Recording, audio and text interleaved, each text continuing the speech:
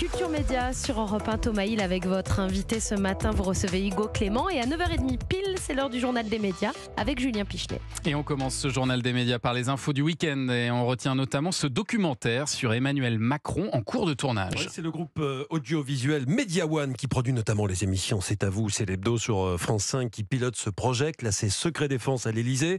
Et c'est Cédric Jiménez à qui l'on doit entre autres les films Bac Nord ou Novembre qu'il supervise. D'après la Tribune dimanche qui a sorti l'info hier, le tournage de ce documentaire a été entamé en fait en 2021. L'idée était de suivre le président de la République sur le terrain, mais l'actualité internationale a modifié les plans de Media One qui prévoit maintenant de filmer Emmanuel Macron jusqu'à la fin de l'été 2024 pour avoir un petit peu plus de matière. C'est vrai qu'il y aura quelques événements marquants l'an prochain, comme le 80e anniversaire du débarquement ou les Jeux Olympiques, donc ça devrait le faire. Où pourra-t-on voir ce documentaire et quand ? Rien n'est acté, mais toujours d'après la Tribune dimanche, une sortie au cinéma n'est pas exclue.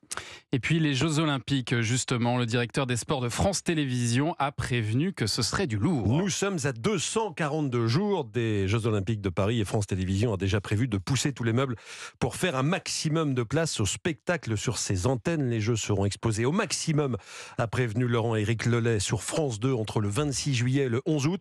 Il y aura des épreuves olympiques toute la journée. Il y aura juste une pause pour les JT de 13h et de 20h.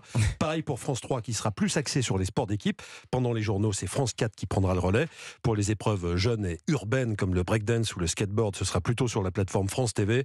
France Télévisions qui vient d'être autorisée à mobiliser ses effectifs 7 jours sur 7. Vous savez que la loi impose un repos hebdomadaire. Ça a été modifié. Le gouvernement a publié un décret vendredi au journal officiel qui autorise les entreprises participant à la diffusion ou à l'organisation des Jeux Olympiques de suspendre le repos hebdomadaire entre mi-juillet et mi-août. Est-ce que vous serez mobilisé, vous aussi, Hugo Clément, sur les Jeux Olympiques sur France Télévisions ? C'est pas prévu pour l'instant. Il n'y aura pas à votre manière aussi pour voir, contrôler aussi si ces JO sont écolos ? Non, je fais confiance à France Télévisions pour contrôler tout ça. Et vous n'avez pas l'ambition d'enquêter là-dessus ?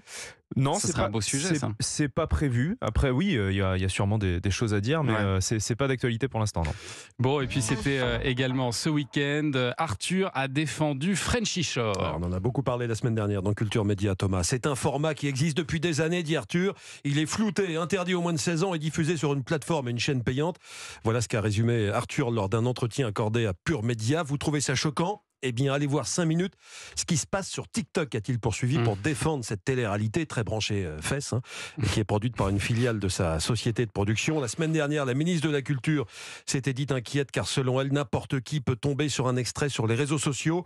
L'Arcom, le gendarme des médias, a été saisi par plusieurs téléspectateurs, mais on ne peut rien faire étant donné que les sièges d'MTV et de Paramount Plus qui diffusent Frenchy Shore sont basés en République tchèque et en Allemagne. Vous avez jeté un œil ou pas à Frenchy Shore, Non, j'ai pas jeté un œil, mais après je suis assez d'accord avec Arthur pour le coup, il y a tellement de contenu, même pornographique, accessible librement sur Internet, que je pense pas qu'on ait besoin de ce genre de format pour que les jeunes y soient exposés, malheureusement.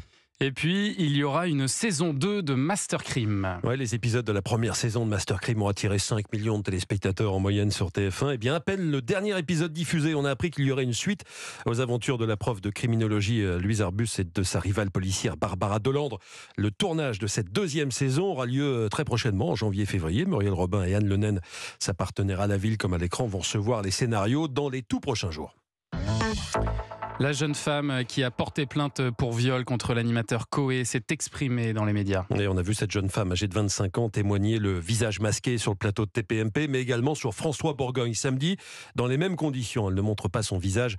Après avoir déposé plainte le 18 novembre, elle s'est retrouvée au centre d'une affaire ultra médiatisée.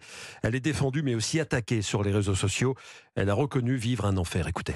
Tu te sens sale, tu te dégoûtes, t'as honte de toi, t'arrives pas à construire ta vie. T'arrives pas à construire ta vie, t'as 25 ans aujourd'hui.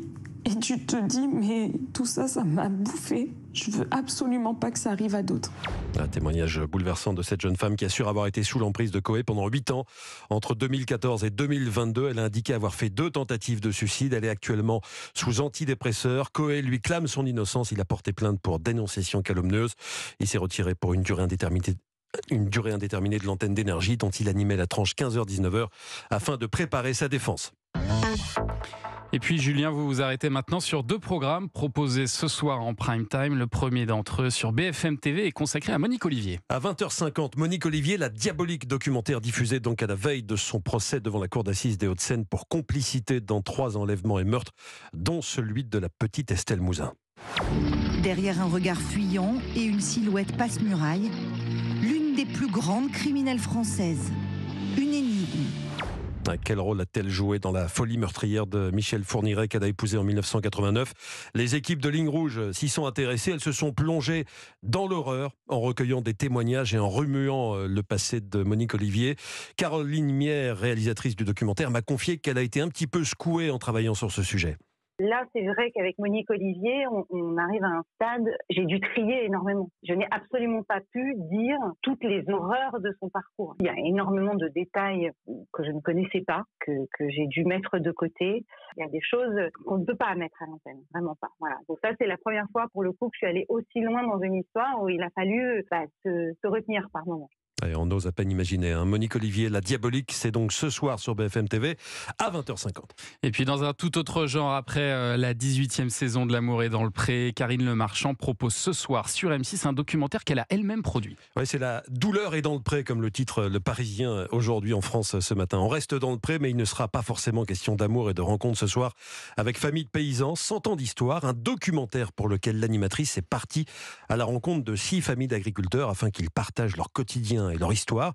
C'est un documentaire engagé, souvent grave, qui sort un petit peu du cadre habituel des émissions d'M6. Karine Le Marchand. Ça fait partie des documentaires un peu rares d'M6 qui sont historiques, avec des archives personnelles et des archives historiques aussi, et qui, j'espère, permettra de poser les choses. Alors, il est certain que ma sensibilité à l'agriculture est née avec L'amour est dans le pré, et avec toutes leurs confidences hors caméra. En fait, j'ai compris des choses et je me suis indignée en silence avant de faire ce documentaire. Donc, c'est plus facile pour moi aujourd'hui de porter finalement la parole de ces personnes qu'on a souvent laissées dans l'incompréhension. Karine Le Marchand qui avait utilisé les réseaux sociaux pour faire le casting de ce documentaire. Elle avait reçu 400 réponses, 400 familles d'agriculteurs qui lui ont écrit pour témoigner. Elle a examiné tous les cas. C'est un documentaire qui a nécessité 2 ans de travail, Thomas, et le résultat sera donc diffusé ce soir à 21h sur M6. Merci beaucoup Julien pour ce journal des médias dont toutes les infos sont à retrouver dans notre newsletter média, inscription gratuite sur europe1.fr.